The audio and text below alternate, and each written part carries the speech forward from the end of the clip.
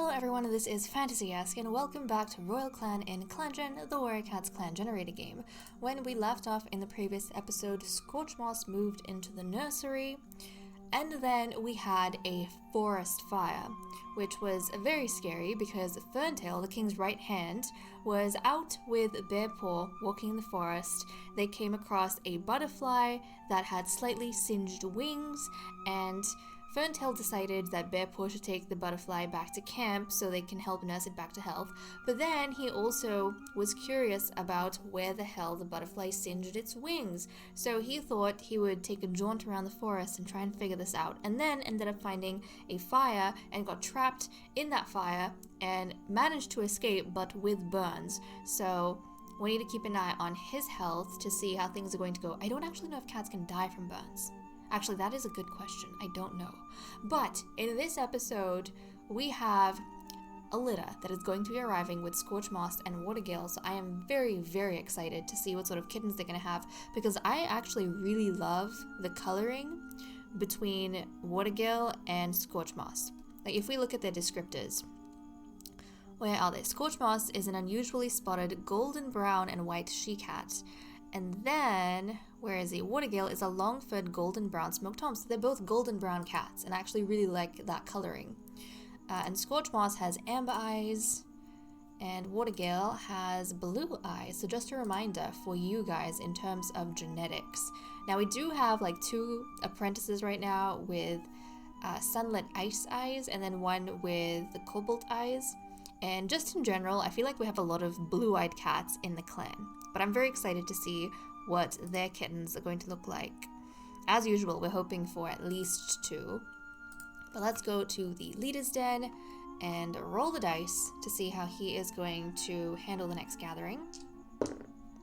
Okay, I got a 3 on the D10, so that's Lion Clan, and I got a 7 on the D8, which is Befriend, and look at that, guys. I am seeing a trend with King Canary Star when it comes to, you know, the youngsters. Whenever we are getting ready to have kittens or have kittens, he usually is very nice to the independent groups in the forest because he doesn't want anyone to do anything dangerous to the kittens, and he doesn't want them to be born into a dangerous environment. But as soon as the kittens are a few moons old, he goes back to his same habits of, being really mean and kind of stumping his paws all over the place. But okay guys, here we go. Let's skip a moon and welcome in the new litter. With the additional focus of the clan, 3 pieces of prey and 2 herbs were gathered. King Canary Star takes Lion Clan's leader aside at the gathering to ask about resolving a particular dispute in Royal Clan. Lion Clan's leader, Flattered, gives him plenty of advice. Lion Clan relations have improved. Wonderful! In the nursery, Scorchmoss lies suckling a litter of 3 kids, Watergale watching over them and purring so hard his body vibrates. We got 3 kittens! 3! And Smokewater, unfortunately, has gotten fleas. I want to take a look at these kids. Oh, they look so pretty! Okay, hold on. We have Fire Kit. Probably in honor, this is so pretty. A self-conscious female with amber eyes and single stripe pelt. Oh my goodness. This combination of kittens looks so pretty to me. But Fire Kit's probably in honor of the recent fire that happened in the forest and the burns that Ferntail faced. So Fire Kit. Then we have this one, whose name I'm going to change, Volkit. Let's see. I don't know, Frond Kit? Shade Kit. Maybe Shade Kit. We can do Shade Kit. Yeah, we'll do that. So we have Shade Kit, an impulsive male with cobalt eyes and a rosette pelt. Okay, and then we have this kid over here, whose name I'm also going to change. Pale Kit, maybe? We can keep Pale Kit. We'll keep Pale Kit. So we have a Daydreamer male with hazel eyes and a single color pelt. I still like this color on him. Like these browns, it looks nice. So we have 2 boys and a girl. So Fire Kit, Shade Kit, and Pale Kit.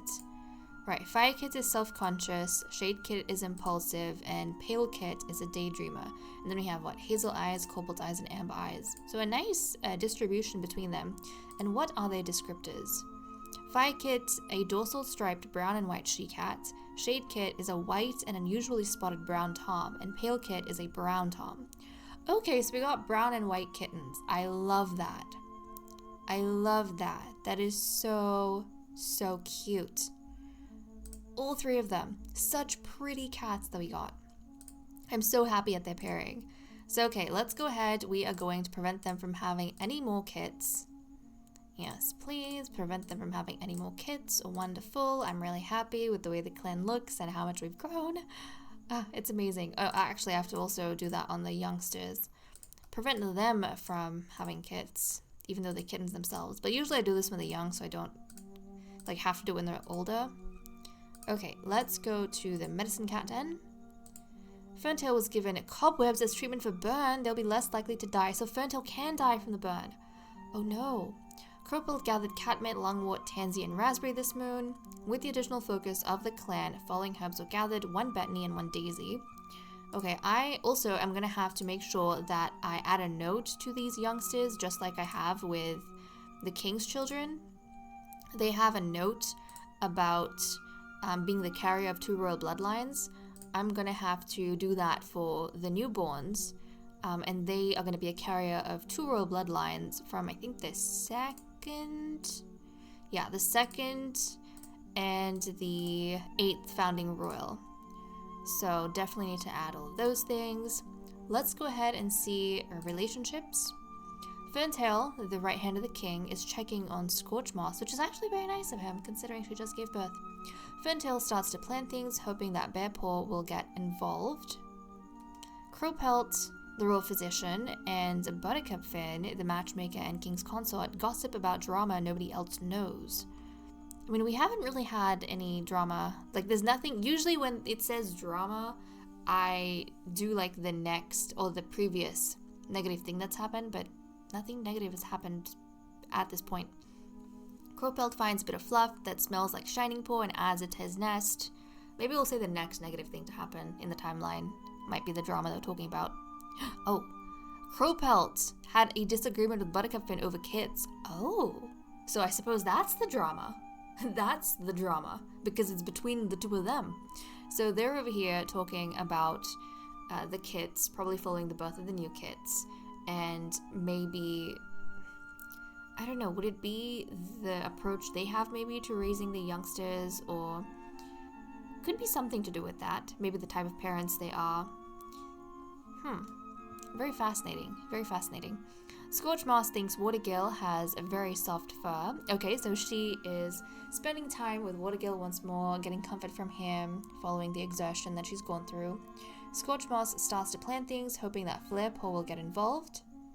That's actually very sweet. I like the idea that maybe Flarepaw, her apprentice, came to check up on her after she had the kittens, and Scorchmoss kind of didn't waste time into checking up on Flarepaw as well, and asking her if, you know, she understands everything that's going to happen regarding training, and that there's a clear plan about what things are going to be done, since Scorchmoss is not going to be able to participate herself. So that's really nice. She's hoping that, you know, Flarepaw will be able to involve herself as much as possible in that. Without guidance, Icicle Speck listens to Flailstorm's big plans for the day. Shining Paw thanked Flailstorm for bringing him food. Flailstorm and Flarepaw giggle over something silly. King Canary Star stumbles upon Crowpelt looking at the stars with wonder in his eyes. King Canary Star thinks that Shining Paw looks nice today. Watergill won't stand for slander about Flailstorm. Watergill is asking Ferntail interesting questions. Okay, so he's hanging out with Ferntail just a little bit. But again, I don't think it would be anything romantic between the 2 of them, because Watergill is in love with his mate, so I don't think that he would give attention to anyone else. His thing with Ferntail is old news. Smokewater notices how Icicle Speck is being helpful around camp. Sharp Kit, oh sorry, this is the wrong name. Pale Kit notices Smokewater sulking around camp again. Buttercup Finn notices one of her friends talking to Scorchmoss. Buttercup Finn apologizes to Fire Kit, but Fire Kit doesn't know why. Shining Paw wants to be just like Smokewater someday. That's really cute. Flarepaw and Shining Paw watch drama unfold in the camp. Okay, the last negative thing was Buttercup Finn, their mother, noticing one of her friends talking to Scorchmoss. So I wonder, they went to see their mother, and they're probably watching their mother be jealous of Scorchmoss, and they're probably wondering, why is mother acting that way? Scorchmoss literally just had a litter. Her friend was probably just going to check up on Scorchmoss. Flarepaw and Shining Paw, oh yeah, we read this. Bearpaw compliments Shining Paw on his bravery today. And there we go, that's what we have for events. So let me cut the recording here and we'll continue with the cat list. Okay, let's continue with the cat list. So first up, we do have a change in loyalties. Obviously, with the new kittens that have been born, they are not loyal to King Canary Star because they don't actually have much exposure to him at all right now beyond their parents. So they don't really have an opinion on the king. They can't be said to, be his loyalists. And then, interestingly enough, Scorchmoss, who was loyal to King Canary Star for one moon because of the way he was being, thoughtful over her impending kittens, has now retracted her loyalty. She's back to being an anti-loyalist. I think maybe because now that she's had the kittens, she's also realizing that King Canary Star has a pattern to doing things, and as soon as her kittens are a few moons old, he's going to go back to being hostile with the other cats, and that could risk her kittens into their apprenticehoods. So I think for that reason, maybe she's gone back to her old opinion of the king in the long term, maybe not being a suitable sort of ruler for a safe haven in the grotto. So that's what we have with them. Now I did look through relationships, and I had one change that was so off kilter, I was a little bit surprised. So guys, Watergale actually had a very, very strange dream about King Canary Star, which might have been a dream where they had a very intimate conversation, and ever since he's woken up from that dream, he can't help but notice King Canary Star whenever he's around. So yes, he doesn't exactly know what the heck that dream was or why it was, but it's just something so surprising that he can't help but notice Canary Star whenever pieces of that dream linger in his mind. So he actually has one romantic bar for Canary Star, which blew my mind. But yeah, might be just the novelty of it, the delirium, the confusion, I don't know. But it's intrigue at this point. Nothing more. He's still very devoted to Scorchmoss, and it's not like he went out of his way to do that. It was literally a dream. So there is that. And guys, now that we still have a room, according to the way I play, there's still room for the clan to grow. We still want to focus on growth, right? Which means we need someone else to have another litter. And you guys know that we try and breed within the clan for as long as possible. And our female population is very small right now. So what King Canary Star has decided, and is letting the clan know this, is that he is waiting for his daughter Flarepaw to actually become a warrior. And as soon as she becomes a warrior, he is going to pair her up with one of the males of the clan, and that's going to be the next litter that they have. So until Flarepaw basically graduates apprenticehood, the clan is going to take a brief respite from matchmaking and breeding and pairing up. So yeah, that's kind of where we're at. Let's take a look at experience points for now. Actually, normally I go through what everyone's doing for the day and I look at experience later, so we'll go do that. We'll look at what everyone's doing, and then we'll come back and look at the experience and see how the apprentices are going. Okay, King Canary Star walked away from a conversation that bored him. Ferntail is stressed about organizing patrols, probably because he doesn't know the level of danger out in the forest and he can't be there himself. Crowpelt saw a two-leg petting a Lona. Buttercup Finn is playing a prank on Icicle Speck. Scorchmoss has a list of complaints for King Canary Star, and I love that she also became an anti-loyalist in this episode. It coincides very much with this. She has some complaints for the way Canary Star conducts himself. Flailstorm wants to shrink down super tiny and infiltrate an anthill. Icicle Speck saw a two-leg kid playing with a kitty pet. Bear Paw is on a walk out in the territory. Shining Paw plays a prank on... I think that was Shade Kids. Volkid was Shade Kid, I think. Flarepaw is also... is finding Shade Kid annoying. Oh, that's sad. Flarepaw's not getting along well with him. But, actually, maybe, Shining Paw played a prank on Shade Kid, and then Shade Kid, who is impulsive, maybe reacted in a way they didn't expect, and Flarepaw kind of found that annoying. Yeah, because it startled her brother. Watergale is in quite the mood today, obviously. He just had like 3 kittens. His mate just gave birth to 3 kittens. Smokewater is wondering if clouds are as soft as they look. Fire Kid snuggles up to the belly of Scorchmoss. Shade Kid snuggles up to the belly of Scorchmoss. And Pale Kid is snuggling up to the belly of Scorchmoss. Okay, let's take a look at how the apprentices are going. And, okay, nothing very much has changed. Bear Paw is still doing the best, with 40 experience. Shining Paw has 25, are you kidding me? And Flarepaw has 23. I mean, Flarepaw, if she keeps trying, they're 10 moons right now. If she keeps trying, she could actually surpass her brother Shining Paw, which would be interesting. But Bear Paw, he's like got 40 experience and Shining Paw has 25. That is such a huge gap. Bear Paw left his siblings in the dust, like my goodness. And he's quick to help.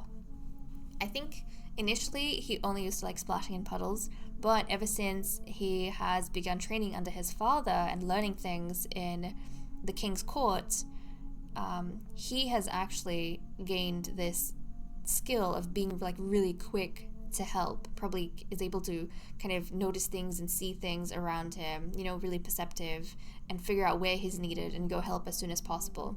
And maybe that's the kind of behavior that his father has kind of shaped as well, because his father likes apprentices that are helpful. So when Bear Paw sees that, obviously part of him that wants to please his father and a mentor really dives in to take care of everything around himself. So that is very cool. Okay, so that is what we have for the cat list. Let me cut the recording here, and then we will continue with patrols. Okay, we have 58 prey, and we need 26.5. So sending out Crowpelt, our royal physician, first off. Let's see what he gets up to. The thick growth of green leaf will serve Royal Clan well today, Crowpelt decides, thinking about gathering elder leaves. There's a particular tree in a sheltered dip along a stream he wants to check on today. Also, one of you guys left a comment, I think on the very first video for Royal Clan, about your medicine cats getting injured, and you said that in your own gameplay you had an apprentice, like a medicine cat apprentice, who fell from a tree, got a, I think, permanent condition from that, but luckily managed to survive well into old age. But that's kind of wild. So you've had like a injury and a permanent condition. I've had a medicine cat die in my own gameplay, but we haven't had anything on camera just yet. Everyone's been safe. Proceed. Elder leaves being used to soothe sprains, and elder leaves having to be gathered in a way that risks sprains is truly one of StarClan's little ironies. Crowpelt reflects. Elder leaves were gathered. Wonderful. And now we have a patrol of 6 that is going to go out. And because the other 2 mentors are down, Ferntail and Scorchmoss, just like last episode, King Canary Star is going to be supervising all his children today. So Flarepaw, Shining Paw, Bear Paw, Icicle Speck, Flailstorm, and King Canary Star. You know, I wonder how, she's playful, but I wonder how Flarepaw feels knowing that even if she is the lowest ranking member within her cohort and within her batch, she's still going to be very, very important to the clan. Like, everyone's eyes are going to be, at this stage, it looks like on Bear Paw and also on Flarepaw.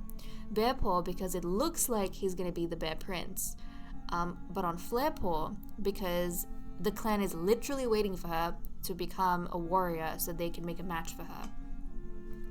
And, you know, the future of the clan is kind of in her paws, so there is that. Okay, let's send these guys out and see what happens. The patrol finds a small burrow in the ground with a strange scent. King Canary Star hesitates, unsure if this is worth checking. Proceed.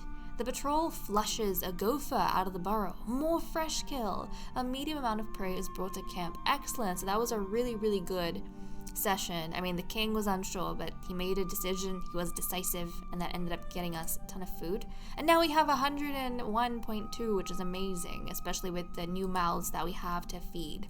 But okay guys, with that said and done, I am going to leave off here. Thank you so much for watching. I hope you all enjoyed, and I will see you all next time. Bye bye.